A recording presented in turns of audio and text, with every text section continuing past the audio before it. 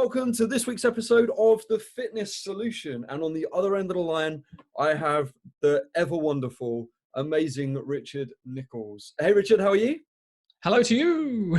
I love that. That just takes me back to a world of listening. For those of you who don't know who Richard is, he's I always get it wrong, a psychotherapist. And, yes.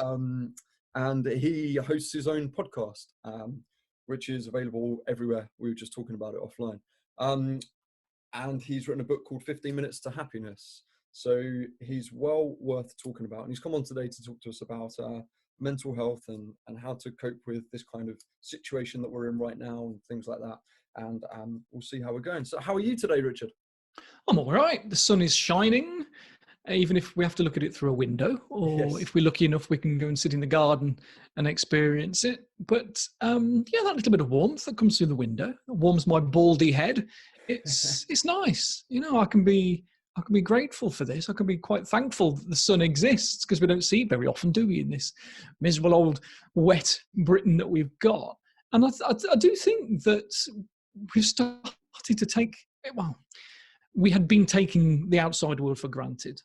Now that it's restricted and we're all having to behave ourselves and stop indoors a bit more, we all realise just how nice it is out there, that even if it is a little bit cloudy or a little bit drizzly, it's still nice to go out and feel it and experience it.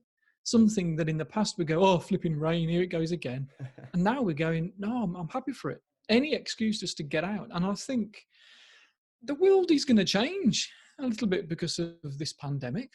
I think maybe it's not, there's an element of naivety to me. I'm a very optimistic kind of guy, but I see the opportunities definitely for change here.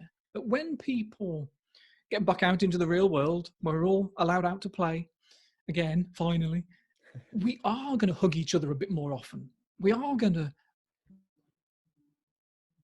want that act that we've been denied for so long. And I hope we don't get so used to it that we take it for granted again. We could, but we need somebody to remind us, hey, do you remember when it was taken away and how much you wanted to have a chat with a friend face to face? Oh yeah, it was amazing. I couldn't wait to get to see them. Well, that's because you love them.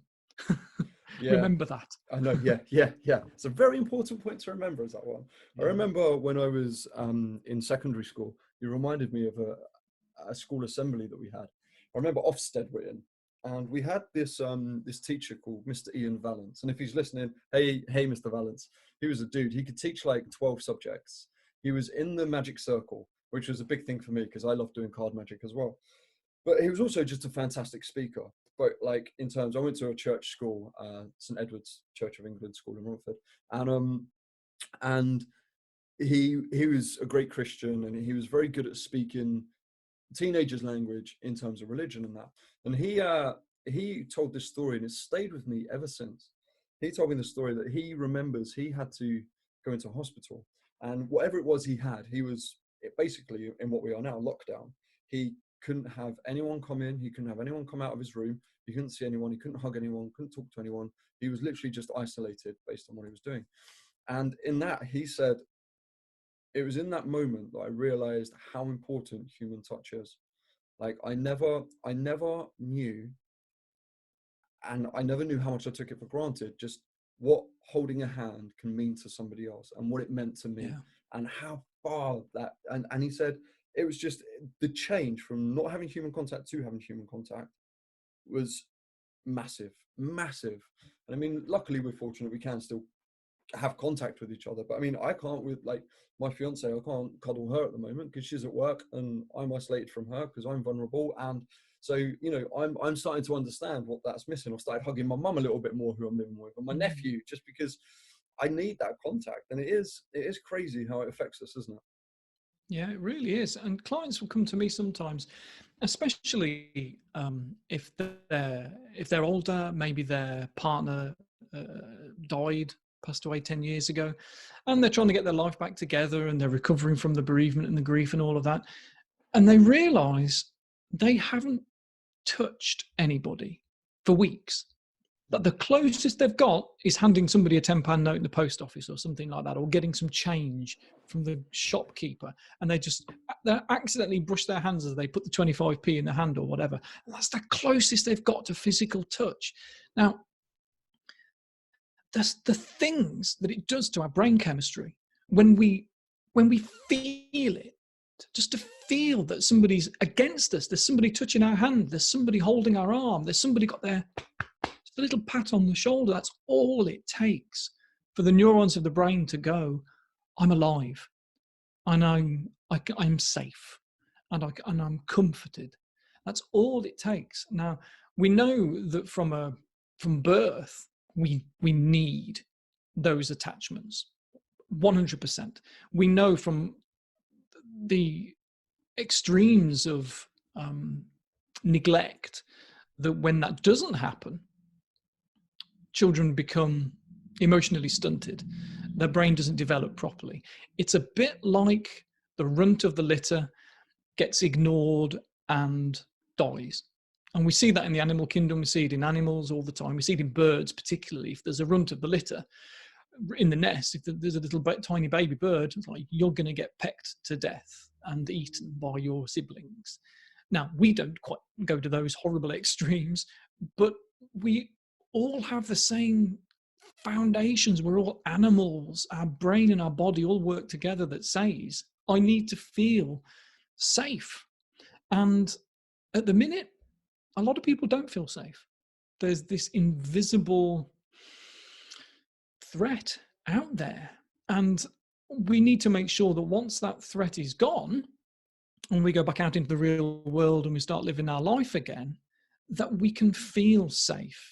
Somebody said to me yesterday that they were worried that although they feel okay at the minute, they're separate from everybody, they're not seeing very many people, and they're worried that maybe when they start going out, that they'll feel that need to keep 2 meters away from everybody still. They'll feel that need to be suspicious of anybody that might be carrying some deadly thing that could do them harm. And that might be the case for a little while yet. And we've got to be aware of that, to go, okay, I'm feeling anxious just because I'm in Aldi. Do I need to feel this bad? How bad am I feeling on a scale of 1 to 10? And a little bit of anxiety, even now, a little bit of anxiety is fine. There's nothing wrong in feeling a little bit of anxiety. I think if we felt completely numb to all of this, then we're in danger, actually. That's not the whole... Much as I don't like the fact that the media and the government are sending messages out saying this is how many people have died today, this is how many people have died this week, talking about how many people have died rather than how many people have survived doesn't sound very good. But I understand why they're doing it. If all they do is talk about the survivors, then actually people can get complacent, which then is dangerous. So I get it. They want to make us a little bit anxious so that we do behave ourselves and we stop in the house and we stay 2 meters away from everybody when we go to the supermarket. But if on a scale of 1 to 10, 10 is I feel like I'm about to die, bombs are dropping. And 1 is feeling fine.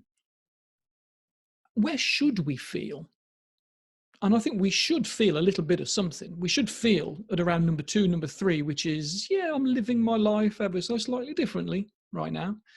But we don't need to feel much worse than that. If we're feeling at 8, which is, I genuinely feel there's a sense of impending doom about my life right now, then that's not necessary. We don't need to feel quite that bad.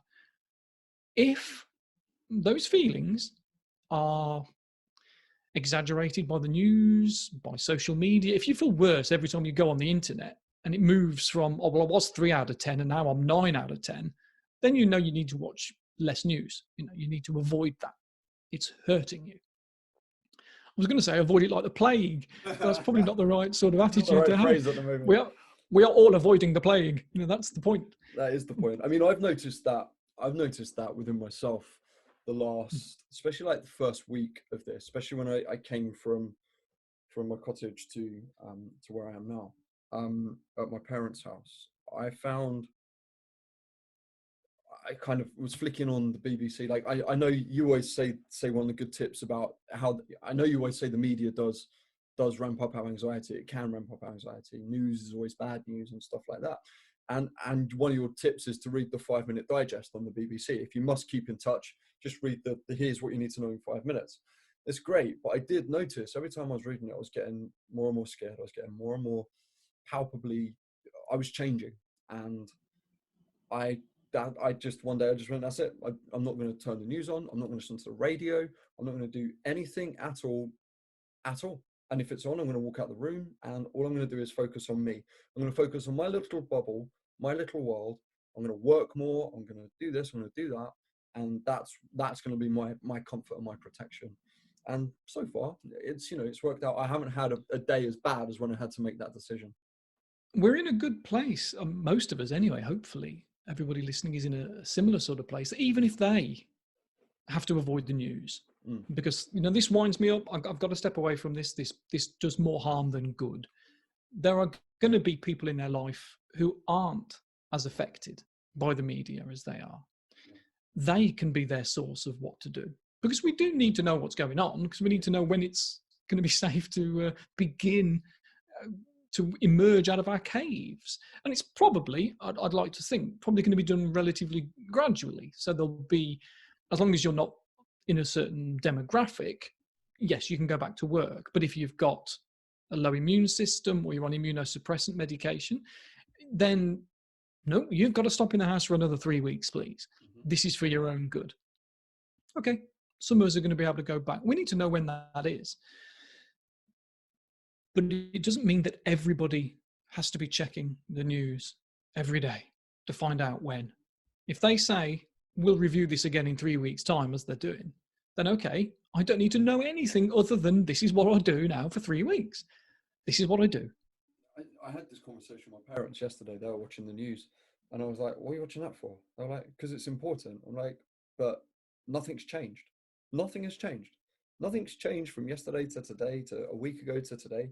And I also said to them, when something does change, you'll find out. You'll know about it before you've even looked at it on the news. You'll know. Someone will somehow get the message to you. You will know. You don't need to watch it. And they were like, yeah, but it's a sense of, they were like, it can be a good place. The news can be good for you. It can give you a sense of community or a sense of feeling good. And they just don't get affected by it. That's the difference, whereas it does affect me. And that's the thing. There are no rules, are there? No. There are no rules that says that plus that equals that. So this is how you live your life. This is what makes a happy brain. No, everybody's brain is different. You need to look at what you can do. And I ever heard somebody. This was a couple of months ago. I'm meaning to mention it on a podcast because there's this experience I had, and I thought, I was in a supermarket and there was a woman in front of me in the queue, and she was just chatting to whoever she was with, just slagging off their sister, basically saying, I don't know why she's got depression.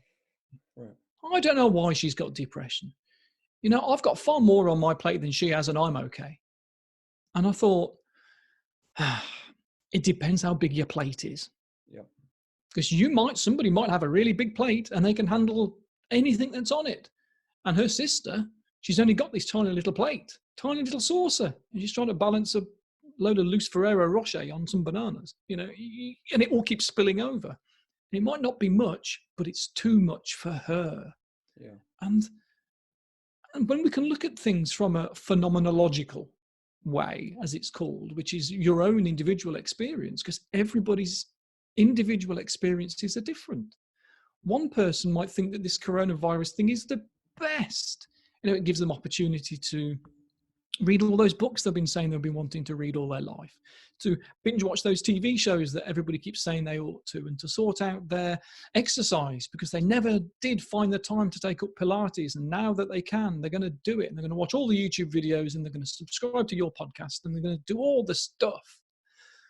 And then somebody else will see none of that, because all they see in the coronavirus is that the control over their life has been taken away, that they've now got fewer choices than they had before, and they don't feel safe because of that, because of their own experiences from the past. Who knows? When our personality is being developed over time, being shaped from the age of 0 up to 6, and then the extra bits that come up until we're 15 and all the other stuff, because we're constantly adapting. Our personality isn't necessarily written in stone. There are elements of it. And when we're anxious, we tend to go back to those origins, which are up until the age of 6. It tends to be. We do see a lot of that. But even if somebody was really very solid up until the age of 6, they could then have some experiences that steer them in completely the opposite direction. I'm a big fan of attachment theory. And attachment theory suggests that by the time you get to 6, you've developed a position as to where you fit in the world, and how you interact with the people that are around you, and how secure or insecure you are. And that's it. That's it. If you've got a secure base as a kid, you're going to be secure for life. If you've got an insecure base as a kid, you're going to be insecure for life. Maybe. I find it hard to think that if somebody could be secure up until the age of 6 or 7, but then their parents die in a car accident, they're adopted by people that are neglectful, are they going to be okay? Because their foundations were good? No, they're probably not. They're not Harry Potter, protected by magic, which always fascinated me when I first watched, and I watched it before I read it, the first Harry Potter film, and he's stuck in this cupboard for the first 11 years of his life, neglected. And you think, hang on a minute, how come you did not develop some sort of personality disorder? Because then you wow. act that. But he was protected by magic. He was protected by magic. Oh, okay. Right, and actually, if you follow the stories, you can probably go, you probably... Isn't it Mrs. Norris down the road? The cat was always keeping an eye on him. Yes, and his mother's love as well, of course. The original magic spell that was cast that sort of put a protection over him. It's a nice idea, isn't it? From mental health issues, as well as the Avada Kedavra curse. It protected him. How wonderful would it be to have those magic words and protect ourselves, and to have some sort of Patronus that can do things for us and keep things at bay, this protective shield around us? Well, we don't have a real one, but we can always create one, because it's all in our mind anyway. Our brain does everything. And we have to find that nice middle ground, that mixture of emotions and intellect that says, I know this virus out there is dangerous. I'm not going to be complacent and just pretend I've got this invisible shield around me, like some people do. A lot of people will think, I'll be okay. What makes you so special? You're not protected. Confidence, if it goes too far, becomes arrogance. So we do need that healthy middle ground that says, okay, I'm protecting myself. And I am keeping that 2 meter radius around me so that I am as protected as much as I can be. But we can maybe use that in our imagination as well. How amazing would it be if after this coronavirus blows over, that we all feel that we've got this invisible 2 meter protective shield around us, that even if somebody tries to step into it, even if somebody tries to belittle us or throws things at us, that actually it can't get in because there's a protective shield. And if they're throwing all these words at us, they're saying all these things, and it just goes doink, doink, doink, that'd be amazing. Now, it doesn't exist for real, but we can have this imaginary... I remember a client once describing it as like Batfink's wings of steel, which you're probably too young to know about Batfink, this cartoon from... I watched the repeats in the 80s. I think it was on in the 60s and 70s, sort of an offshoot of the Flintstones media company that looked after Hanna-Barbera. Batfink was this tiny little bat, I think, like a Batman, but Batfink. And he had these wings of steel that he could put up around him and bullets would just bounce off him. We need an imaginary one of those sometimes so that things can just bounce off us. And if we can create one, so that people can say what they say and do what they do, but it doesn't actually get in anymore because we see it's just them, not me. Anyway, we've gone off on a tangent here about all the sort of stuff that gets thrown at us in this world. But I think that's great. I mean, how do you build something like that though? Like, it's a lovely idea, But I'm sure people are sitting there going, "Oh, well, yeah, obviously, I'd like to be able to do that. I'd love to be able to create this shield." And but how? Like words. I mean, I'm a very confident guy, and very little things actually affect me from what people say. But that means when someone does get through, God, do they get through? And do I feel it a little bit more? But generally, in the day by day, comments here, comments there, people, I mean, I spent 15, 16 years of my life as an actor. I probably went to 2,000 auditions and probably got about 5 or 6 of them, like you develop a resilience against yourself. But, there's still a couple that I can remember now that really hurt that I didn't get. EastEnders, for one, really hurt I didn't get it. There was a Judi Dench film that I didn't get. Really hurt that I didn't get it. And Notes on a Scandal. And they still now thinking about them, I can feel that coming back to me. Like I know how I built my wall, but I was very lucky in that I had a 3-year process with which to do that. Not everyone gets that. So how would they go about putting these steps in place? Practice makes perfect. I think Permanent. Practice makes permanent, and it does. It absolutely does. But we can't avoid rejection. If we try to protect ourselves from rejection, then we don't take any risks at all.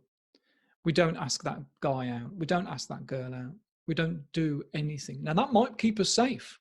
We might be protected from emotional pain if we never leave the house again. But it's just a different pain. All we do is move that pain. And I think the secret to this is being okay with not being okay. That it's okay to be disappointed. It's okay to be hurt.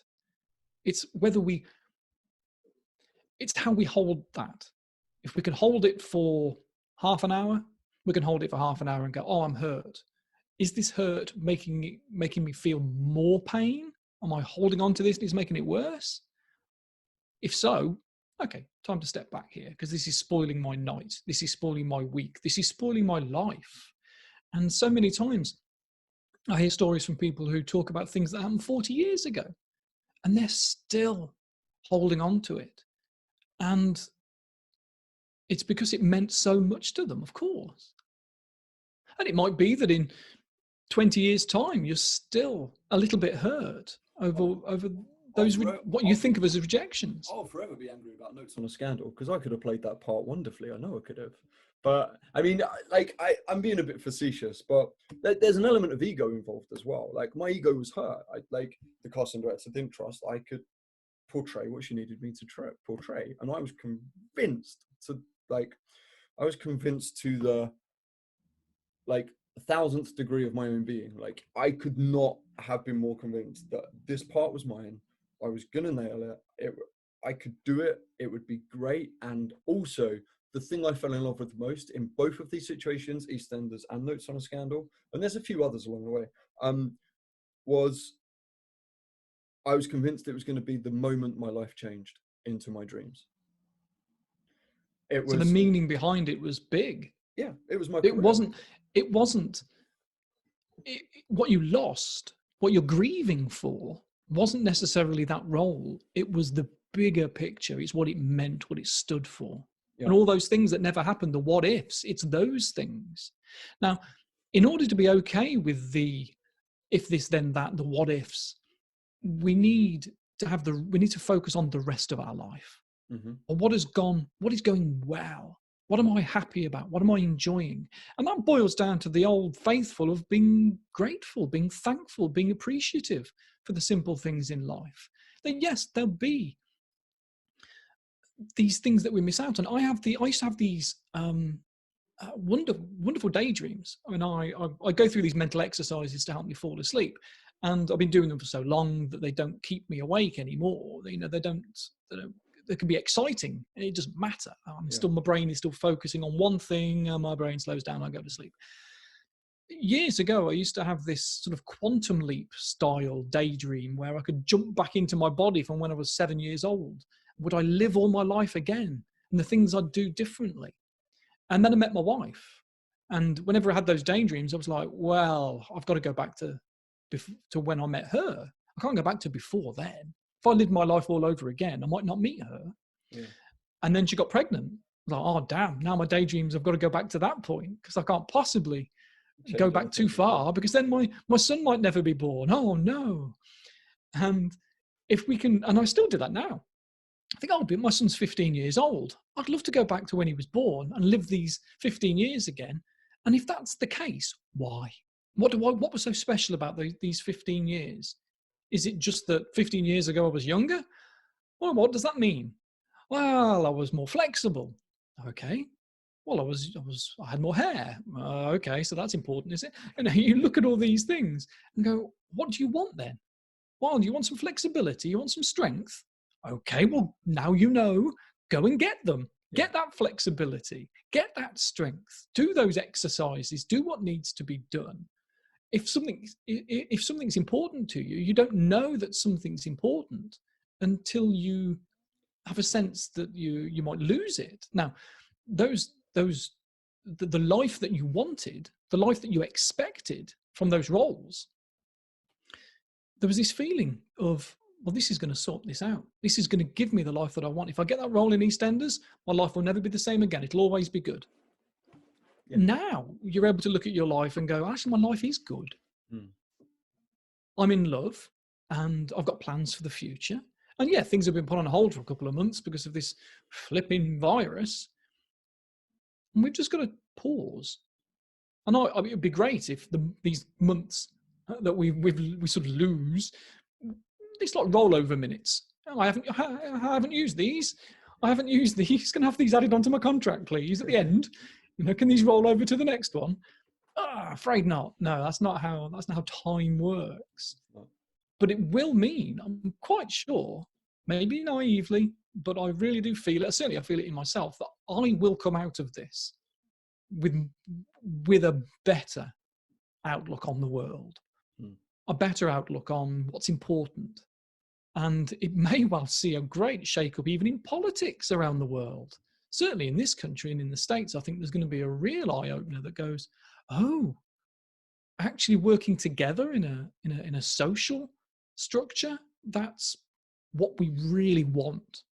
Well, that's not how people have been voting for decades. And either votes are going to change or party policies are going to change. And I think if the Conservative government want to, without getting too much into politics and a mental health conversation, if they want to keep their voters, they now know what we want. And what we want is that we can all support the so-called unskilled. Those are more valuable than any other profession. But the money's all in the wrong places. So maybe things are going to shift over the next decade because of all of this. It'll be quite an eye-opener for people. That's one of my big hopes. I'm kind of hoping it breaks capitalism to an extent, or not breaks it, but because I understand capitalism is an integral part of Western society and all the rest of it. But definitely, I'm hoping it with what I've seen with my clients is the glasses have come off. They're all now working from home, spending more time with their families, going out for walks, seeing the world, putting up beautiful photos on Instagram of just a blossom tree or the sunrise or a lake or whatever it might be. And they're still working. And it feels like all of a sudden, especially those who work in the city, who work in the offices, work for the banks, it feels like they've suddenly realized that they don't need to be a slave to their company. That I'm hoping that their company realize that they don't need to treat these people like slaves. That treating them actually like humans with families and with lives and with more important things than their work is actually going to be better for everybody all round. That productivity will increase if you maybe give people 3 days off a week, if you allow them to work from home on a much more flexible system, because by God, we have proved that we can do it. Yeah, we're taking traffic off the roads and pollution out the sky. Well, this is the old adage, isn't it, that the coronavirus has done more for the environment than 20 years of environmental campaigns have, which is amazing. Terrifying, but puts it into perspective a little bit, doesn't it? Yeah, and it's absolutely true. It really, really is. And the reason a lot of people throw themselves into things like their work or their fitness or whatever it is because that's where they get their sense of self from. Yeah. That's who they are. Yeah. And I don't think my brother-in-law will mind me mentioning this. I doubt he might stumble across this episode if I post it on social media. But anyway, sorry, bro. There was a time when no matter how you phrase the question of how are you, whether you said how are you or how are things or what have you been up to, no matter what you said, you would assume the question was, how's work going? Because that's how he would answer it, because that was the biggest thing in his life. When my son was born, if somebody was to say to me, how are things? Billy, oh, he's great. And that's not what they asked. But that's where my brain went, because that was a big part of myself, because that was a big part of my life. And I see it in grandparents all the time. I think it's hilarious, but it's even worse than parents. Grandparents are dreadful for it. You know, they really are. Yeah. All they do is talk about their grandkids, you know. You don't even you hardly need to say anything to them. Did you just ask me about my grandson? No. I asked you if you wanted a point. You know what? Where's this come from? But when something is such a big part of you, you feel the need to talk about it everywhere because it's an extension of you. Now, if your sense of self is fractured in some way, you don't have a strong sense of self because you didn't develop it over time. Because maybe, for whatever reason, because of upbringing, because of neglect, because of just bad experiences growing up, your self-esteem isn't good enough. Your self isn't good enough. So there has to be something with yourself, whether it's how somebody looks, how many likes they get on Instagram, how much money they earn, how big their house is, how big their car is, how attractive their husband is, their wife is, whatever. The grades that their kids get at school, you know, people can even put their sense of self in that. It's a difficult trap to get out of, but until you're aware of it, you can't pull yourself free of it. And it's then that you can go, oh, my sense of self is in the wrong place. Well, that's because I don't have a sense of self. So then I learn to find one. Am I good enough? Let me look for evidence that I am good enough. Am I a good enough friend without needing to buy a round of drinks? Am I a good enough dad, son, brother, boyfriend, husband, wife, whatever, without needing to give? Am I good enough just being me? And the answer is should be yes, always. We don't need to be anything else. And that's not good for the economy, because the government wants us to spend as much money as we can. So the more things we buy, the more VAT is on it, and the more money they make, and it's just a merry-go-round. And I think we are going to wake up. We are going to look at where our priorities are and go, I really value spending time with my family. There was a TV show the BBC did recently, a year or so ago, Back in Time for Tea, I think it was called, or something like that. And they've done a few series where you go, they put this family into a particular decade. You go and live in the 40s, live in the 50s, live in the 60s. Well, this particular family was living in the 70s when there was a 3-day week because of fuel shortages. All it was just a little TV show, just a little game that they're playing, really. But this guy who's spending more time with his family because of this TV show, when it moves into the 1980s, he's really genuinely upset. I'm going to miss that. I'm going to miss those 70s, that we did that for that week. And all it was just maybe a week of their time. But then knowing, oh, I'm going to lose that now and go to the 80s where I'm working 5 days a week again. Whereas the 70s, we were able to have the Mondays and Fridays off and I'd have a really long weekend with the family and we'd play games and we had no electronics. And now we've got the 1980s where all the kids are playing on video games and watching TV and he's going back to work 5 days a week. There's a lot to learn over this quarantine about where our priorities are and what can make us happy. And I think there might be, again, I'm being naive, some sort of revolution to a degree that is a real eye-opener for people. Certainly it has for a lot of my clients. Yeah. It doesn't matter how many times a therapist might make suggestions about how the brain works and where our values could be in order for the brain to be happy and healthy and so on and so on. But until they experience it and go, oh, it's true. We don't believe it, but it's true. Yeah, no, very much so. I think it's I mean, I think going back to your point earlier about how we get judged and we're worried about who we are all the time and everything else.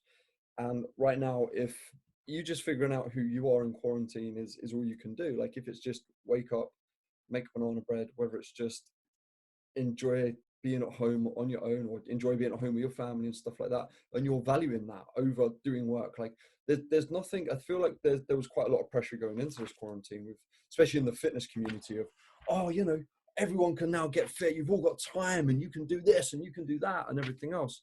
And actually, if you don't want to do that, that's also fine. Like I think it's a nice moment of reflection for people, in that actually you being you doing what it is you do without the pressure of the outside world coming into you, if that's making you happy, then that's okay. That, in fact, it's better than okay. That's exactly what you should do with your life. It's not, you need to step away from that constant judgment. You need to step away from that, and you need to move towards just accepting who you are, why you're there, what you're doing, and why you're doing it. And if you get a sense of fulfillment out of that, then no one can judge you for that. You have every right to that. And it could be anything. And I think that's something that's, people sitting at home with more time in their hands who are reflecting, I think that's something they really need to drill. Like you see a lot of people worried about how they're homeschooling their kids and how they're doing this and how they're doing that, just based on what other people say they're doing on their own highlight reel on Instagram and Facebook and all of these things. Whereas actually it's just a case of, I threw myself into my work. I've started doing YouTube videos. I started doing more podcasts. Like this is my 5th one I've recorded this week.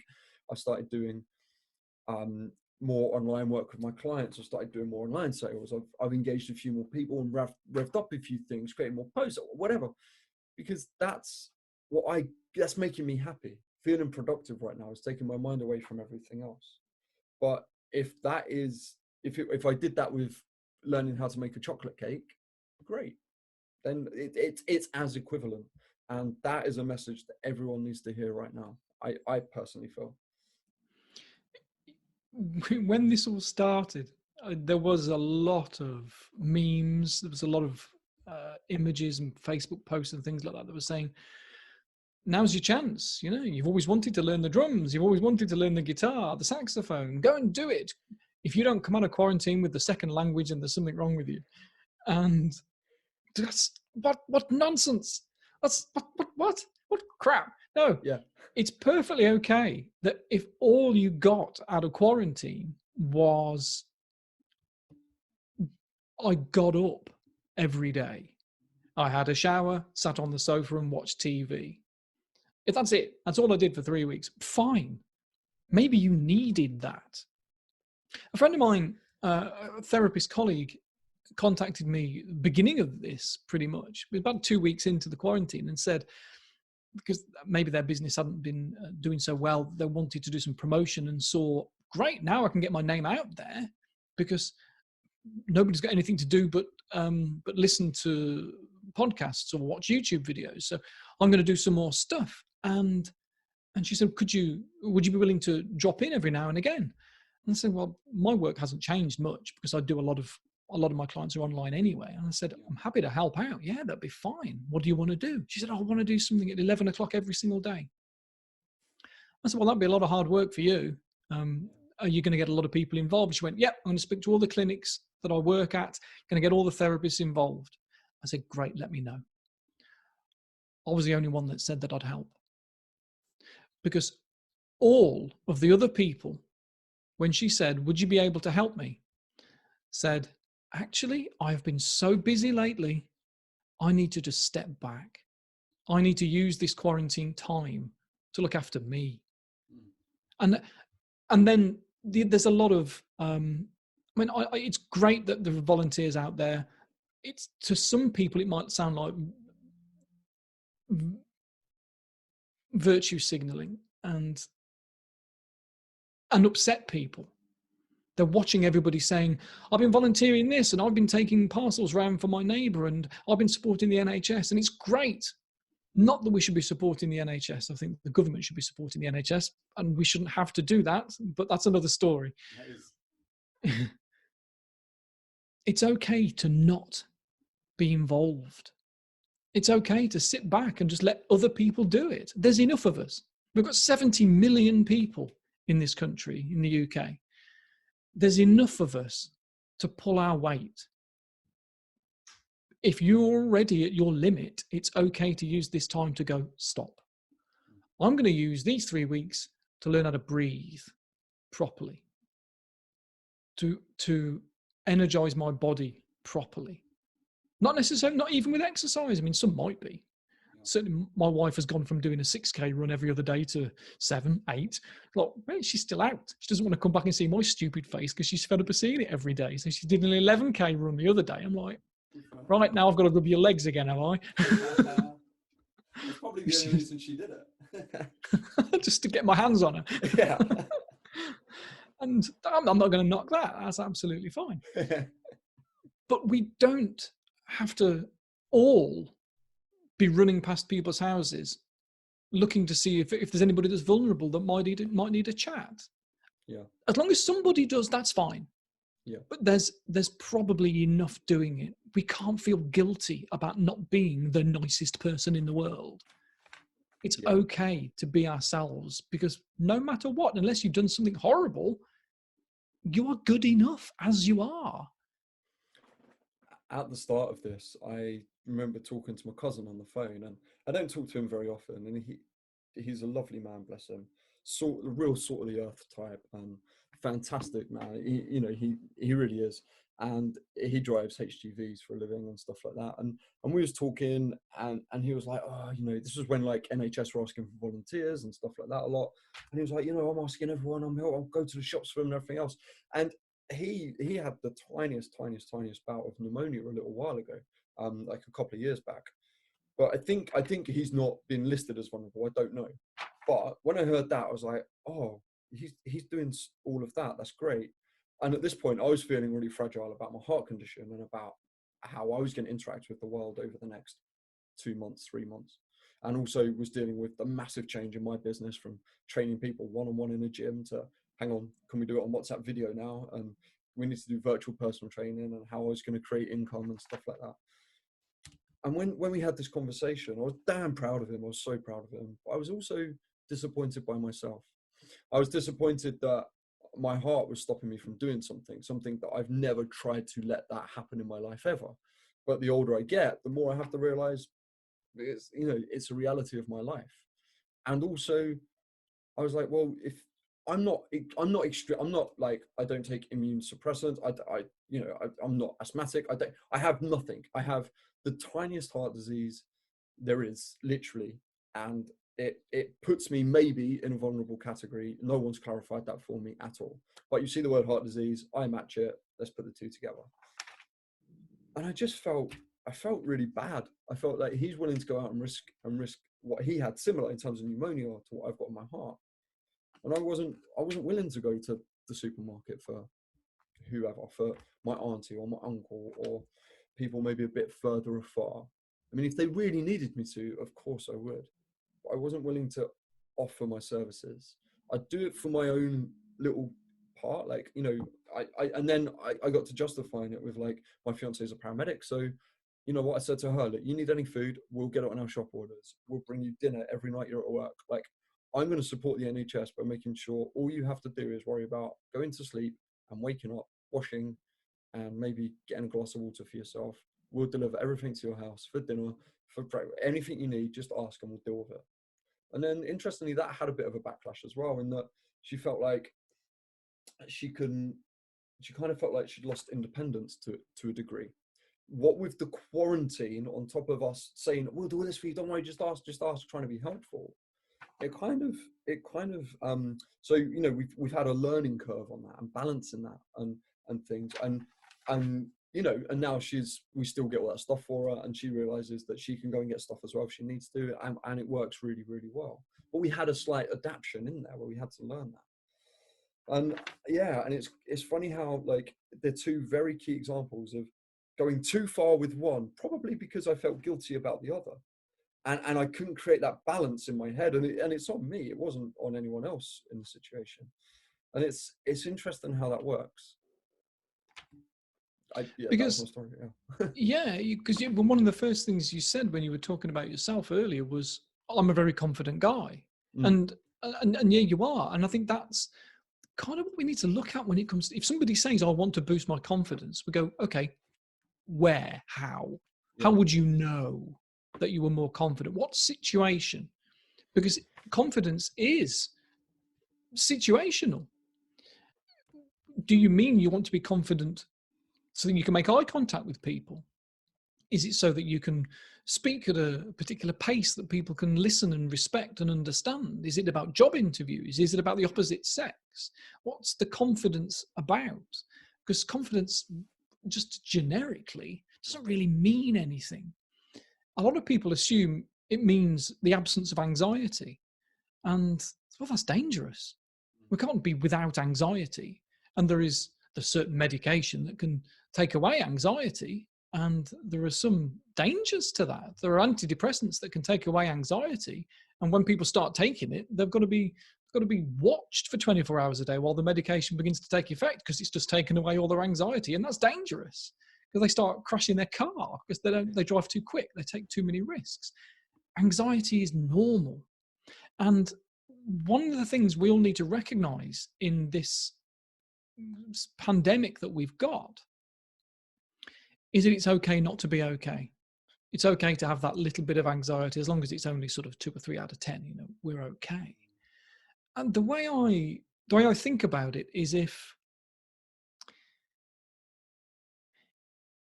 you stand on the edge of a cliff as an adult man and you look over the edge of it, you're going to feel the urge to step back. You're looking over the edge of that cliff and the wind is blowing and you think, I can't stand here for very long. This is dangerous. This is dangerous. There's a feeling, a drive to make you step backwards. We can't override that. But if you put a dog on the end to look over, the dog doesn't get that feeling. If you put a baby, a cat, anything, pretty much, it doesn't know the implications of what that cliff really means. So there is no feeling. Oh, that's dangerous. We're not babies. We're not cats. We're not dogs. We're humans with frontal lobes that make us understand the meaning behind things. And it is going to give us a feeling. And the meaning behind this pandemic gives us a feeling that makes us keep 2 meters away from everybody. It makes us stop in the house. It makes us safe. And that's a good thing. So a little bit of anxiety isn't going to do anybody any harm. And I've always felt that's what confidence is. The ability to feel anxious, but it not bother us. So that you can stand in front of an audience and deliver a monologue, that you can give a speech at a wedding, that you can do a presentation at a conference, and you can be confident, but you are still papping your pants, because that's what confidence is. It's feeling nervous, but doing it anyway. And that's bravery. That's courage. If somebody has no anxiety and they're standing there delivering a speech, delivering a monologue, doing whatever with no feeling, well, that's not courageous. That's not brave. That's not confidence. That's lazy. And when people get to that position, which I suppose can happen, it's rare, but there might be times where actors, for example, they've over-rehearsed so much and they've done the same play for months and months and the same run, and they're bored by it and there is no anxiety about being in front of that audience, and they stop caring. And you can see it in their performance. And it's rubbish. And that's when they need to step away or regain some of that anxiety, some of that care. We have to care about what we do. I mean, and that will create emotion. There's things on stage that we do all the time. Like, everyone's always like, you've got to take risks. Like, if on stage you're not taking risks, you will get stale. You will get bored. Like, every night you step onto that stage, take a risk. A great director that I used to work with at drama school, he used to always give us a new thing to focus on in the play. So he'd break down, like we did 12th Night, and he'd break that down into loads of themes, and he'd be like, he'd come over the tannoy 5 minutes before we went on, and he went, oh, by the way, tonight's performance, you've got to focus on money. And we were like, what? You're like, but we haven't, what? He's like, if I don't see money in your performance, if I don't see your character driving for money, for financial gain, whatever it might be, then as far as I'm concerned, you might as well not be on that stage. And like, we'd be all, this is in our third year, like pressure. We're like, oh God, right, okay. And then suddenly we'd be stepping onto stage with a firecracker up our arse, basically. Yeah. And it changed the performance. And it created a whole different story, because we all was willing to take ourselves into that risk. And what I think, I couldn't agree more with your point of confidence, but it also comes from, I think it has to be embedded in doing the work. So when I was on stage, if I hadn't done the work, if I hadn't have built the biggest foundation I could have of knowing that if it did all go wrong, I'd still be okay. I then wasn't able to take that step forward for those risks. I then wasn't able to jump off the edge of the cliff and say, well, what the hell's going to happen? Because I knew that I didn't have a firm enough base. And I've been in that situation on stage, and it is horrible. And it does. And that's when your anxiety really ramps up, as opposed to it being something you can use to move you forwards.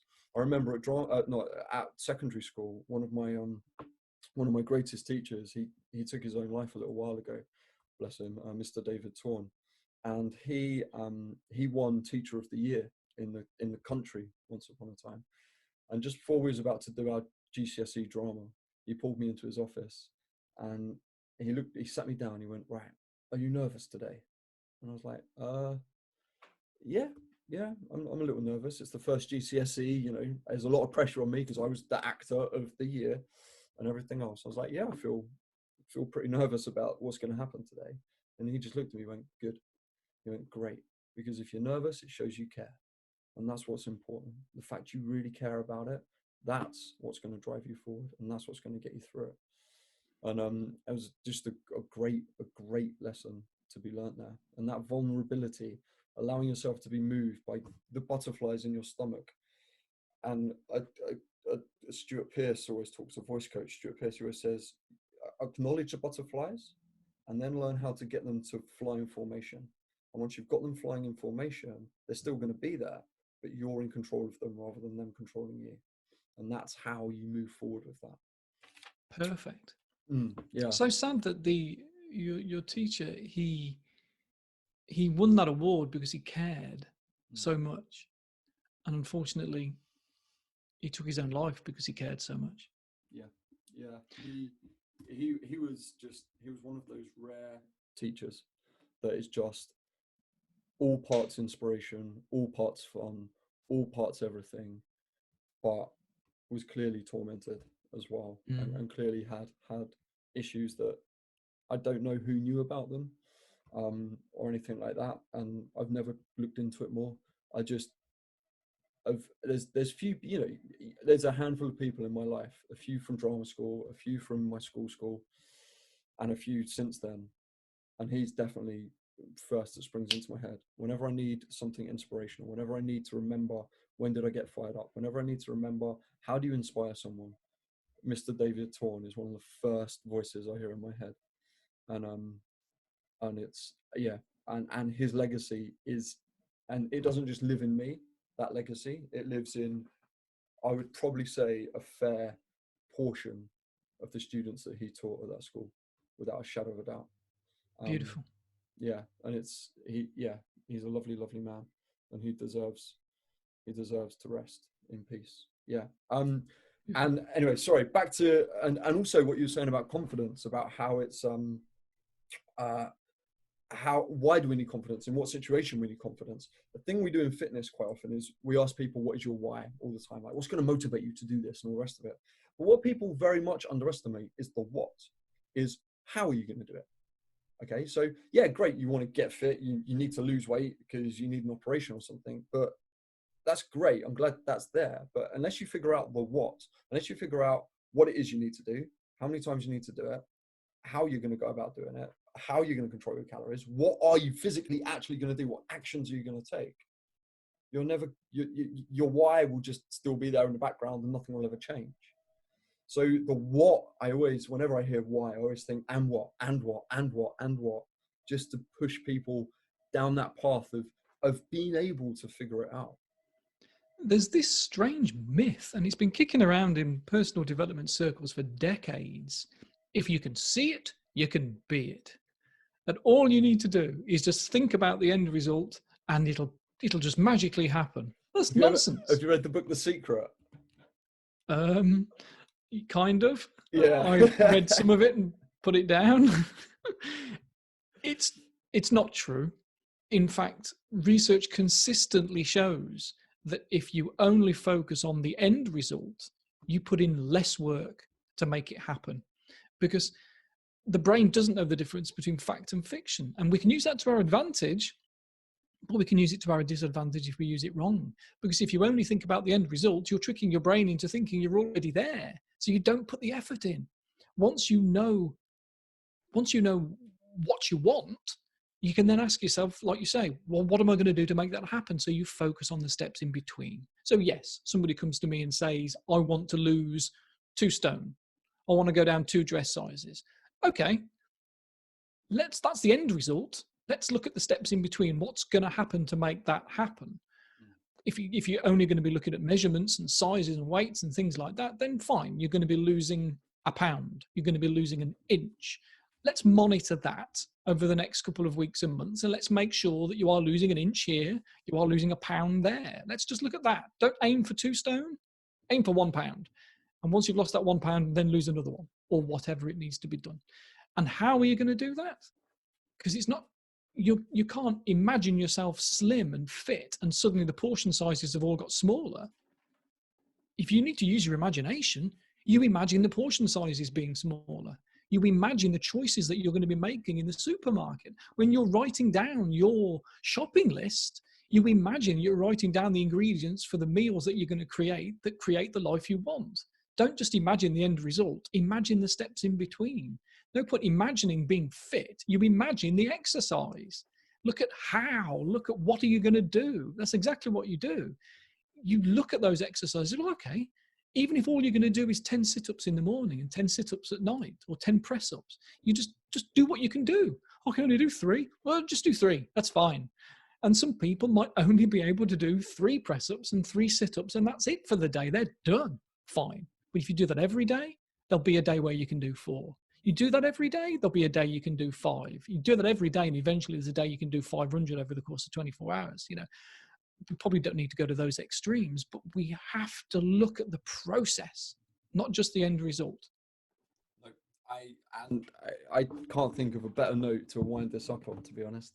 Think of the process, not the end of the result. I mean, that's true of anything, isn't it? That's true of overcoming mental health issues. It's true of overcoming fitness issues. It's true of overcoming life in general operates, I think, at that heartbeat. And I think it's a wonderful note to finish on. So Richard, please tell everybody where they can find you, get a hold of you, listen more to you, because I'm sure they're going to want to. Yeah.